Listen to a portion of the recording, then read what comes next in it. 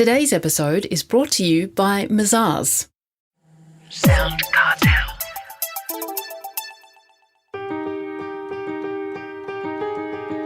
From SoundCartel, I'm Nicole Goodman, and this is Business Essentials Daily.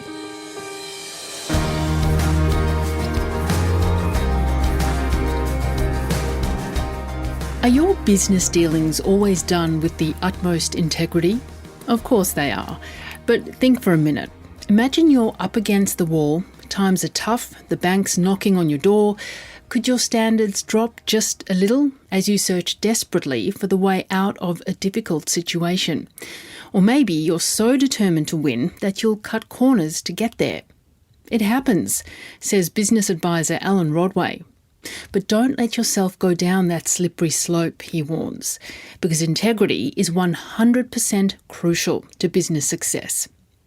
Alan takes us back just a short while to remind us of the dangers. He's talking to Heather Dawson. I reckon if you go back 10 years ago, maybe probably even less than that, in the world of business, in the world of sport, and maybe even in the world of life, there was a lot of as long as you win, as long as you succeed. And even the sayings like whatever it takes. And it was almost become win at all costs. Now, you don't have to think about that for very long to realise that's seriously flawed. It's seriously flawed in terms of longer term success. It's seriously flawed in terms of the energy that it will take to be successful over the longer term. And it's seriously flawed in terms of someone's life, to actually live a life in business that says, I'm going to succeed in business and I'm prepared to compromise what I believe integrity to be. Now, no one would ever stand up and say that. I mean, you wouldn't stand up at a conference and say, I'll compromise your integrity because you'll be successful. You would be laughed at. But the reality of it was, we were actually doing that. We were doing it accidentally. We were doing it in subtle ways.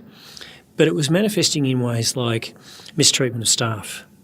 And sometimes those ways were that businesses would believe that by certain treatments of people, and that might have been anything from penalty to a lack of encouragement to even unequal opportunity for people. There's no question that was prevalent all over the place. That's why we've got equal opportunity and all this legislation that's come out about it. So we were actually enacting an approach of success which we were prepared to compromise integrity as long as it wasn't too bad. The reality is it actually doesn't work because the people see it and they feel it. Even if they can't prove it, it's significant to them and it will affect their behaviours. And that's widespread then. So then you go, well, it doesn't work, so why would you go that way? So the answer stands is absolutely of paramount importance that integrity in business has to be at the highest level to have a really high-performing group of people. It stops and starts there. Okay. Well, you talked about the dangers of win at all costs attitude. But competitors are competitors, aren't they? So when it comes to dealing with competitors, how important is it to show true integrity? Yeah, I still think it is. And if you look at sport, I've had the absolute and utter privilege of working with a lady called Dr. Pippa Grange, and she's as knowledgeable, as skillful, as intelligent as anyone I've ever come across. She's a lady who was the performance psychologist for the English soccer team at the last World Cup, and she was given most of the credit for just how far they got. No one expected the English soccer team to get where they got to in the World Cup. They gave most of that credit to her for the work that she did with those players. All of the work that I did with her and what I learned from her was all about this. It was all about integrity and success. She was expert on it, but what she was expert on was getting people to see that integrity doesn't get in the road of success, it is success. What is integrity in the first place? It's not just honesty. Well, even if you say integrity is honesty, of course it is, but it's honesty with self. And honesty with self means, what are your goals and aspirations? What are the behaviours that are required, and how good are you at sticking to that? And what's the honesty that you're prepared to engage around that? What's your honesty with other people? How prepared are you to engage that? And you look at honesty of competitors, and I think probably not much you can do about that other than applaud their dishonesty. I mean that facetiously, obviously, because they're not going to last. They're just not going to last in this society anymore because we won't condone it and we won't even allow it to happen. So I think that integrity we've always approached integrity in business as to be, that's that thing that we have to sort of accommodate and the bloody thing gets in the road, as distinct from saying, we can actually use integrity as a pillar of a success. It's absolutely the opposite. She was amazing at that. Well, does business success and employee success need to be aligned? Absolutely, I do. Absolutely they do. I mean, it would defy logic, it would defy common sense, it would defy intellect, it would defy practicality to say that they can be misaligned. Otherwise, we're asking a bunch of human beings to come into work, put their own goals and aspirations aside for the sake of what? For the sake of the owner making money or for the sake of the purpose of the business. Well, okay, well, they're not going to do it for the former, they may do it for the latter, but it's way more powerful if their own purposes are aligned to what the business is trying to achieve. So if you've got a business, for example, that's aiding the environment to be better than it was before, save resources, or it's community service-based or whatever, it's very easy to do that, to say, well, okay, I as a human being can really engage that. It's part of what I'm on this earth for, to actually help other people to be happy and good and better in their lives than what they are. But if you're in a business making paper clips, well, then it's much more difficult to do that. So then that business actually has to find the ways to say, well, how does making paper clips and making money from making paper clips align to your development as a human being? And that's a really difficult question. But the point is, don't not ask the question. You have to ask the question. Otherwise, you've got a whole bunch of employees coming into work going, well, I don't care about paper clips because they don't really do anything other than keep pieces of paper together. And I don't really care about how much money you make because as long as you pay me, I don't really care. I'll just go home. So you go, well, we've actually left the question alone, which is the most important question you can ask. How does this business, how does this group of people align with what you're trying to achieve? Because it then mightn't have anything to do with paper clips. It might have everything to do with the fact that I come in and work with 6 people who I highly respect, who help me develop as a human being and who help keep me on track in terms of my own level of accountability and responsibility and stuff, but it's got nothing to do with the paper clips, and that's okay. But ask the question. Now, Alan, you say, it's all very well to ask these questions, but when you're under pressure, things can change a little bit, can't they? They automatically change, I think. I mean, it's a less than wonderful aspect of human behaviour that we are not always wired to do the things that we actually know we should do if we sat back and had a good think about it. And there's not one person on this earth, including the most successful and the happiest people ever, who could claim that that's been their propensity all of the time. It's certainly not mine. So when I'm under pressure, and that could be anything from time pressure to stress for all sorts of other reasons, personal reasons, whatever it is, I'm less inclined to be objective. I'm less inclined to be fair, either to somebody else or to myself. I'm less inclined to think it through properly. I'm not as relaxed. And you put all that in the melting pot and say, well, have I got a recipe for making decisions of integrity and decisions that will make me successful and people around me in the longer term? The answer is categorically no. The trick to that is to have people around you who are your barometers, people who can say, slow down, or I think you're getting this wrong, or you mightn't have noticed this, but...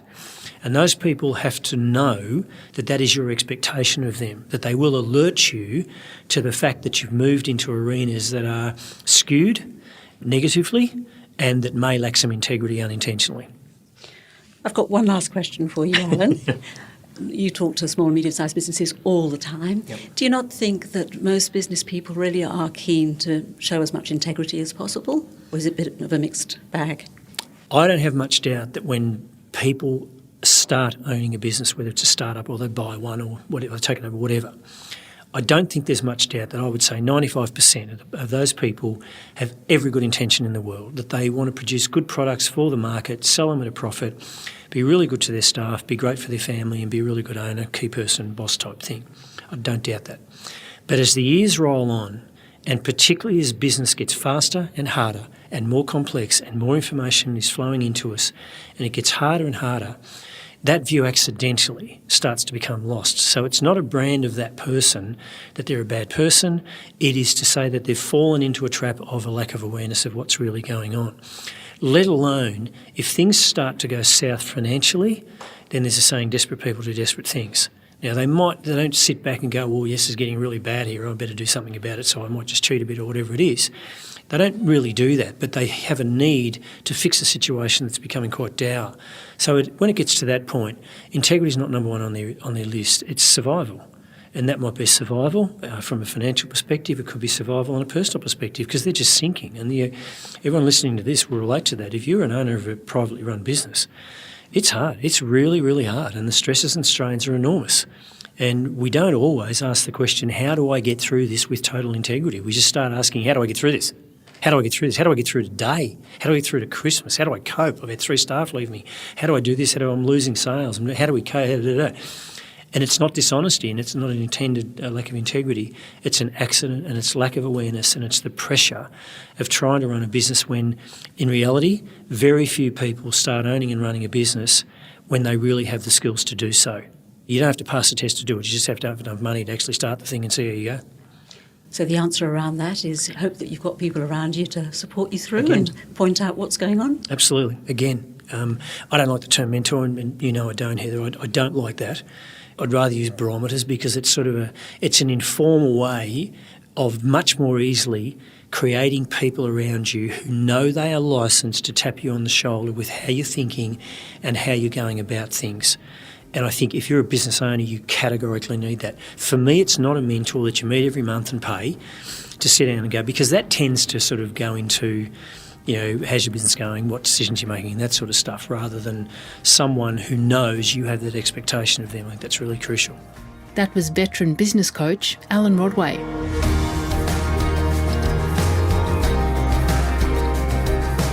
This episode of Business Essentials Daily is produced by the team at SoundCartel. Thanks for listening. I'm Nicole Goodman. We'll bring you more Be Daily tomorrow. Follow @BE Daily Podcast across social media and head to bedaily.com.au for more from the Business Essentials Daily podcast. SoundCartel. This episode was brought to you by Mazars.